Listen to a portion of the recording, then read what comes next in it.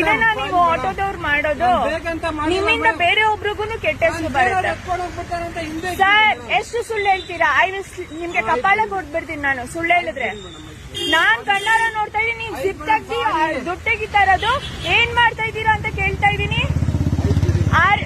ಏನ್ ನಿಮ್ಗೆ ಏನಾದ್ರು ಇದು ಕ್ರ್ಯಾಕ್ ಆಗ್ಬಿಟ್ಟಿದ್ಯಾ? ನಿಜನ ಮಾತಾಡಿ. ನಾಲ್ಗೆ ಒಂದೇ ಇರ್ಬೇಕು ಮನುಷ್ಯನ್ಗೆ.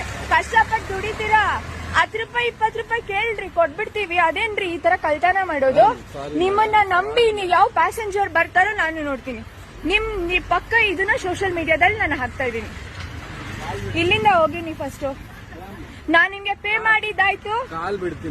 ಬೇಡ, ನೀವ್ ಕಾಲ್ಗೆ ಬೀಳೋದ್ ಬೇಡ, ದೇವ್ರ ಕಾಲ್ಗೆ ಹೋಗ್ಬಿಡಿ. ನೀವು ಇಷ್ಟು ಕಚಡ ಕೆಲಸ ಮಾಡ್ತಾ ಇದ್ದೀರಾ, ಕಷ್ಟಪಟ್ಟು ದುಡಿತಾ ಇದ್ದೀರಾ ಅಲ್ಲ.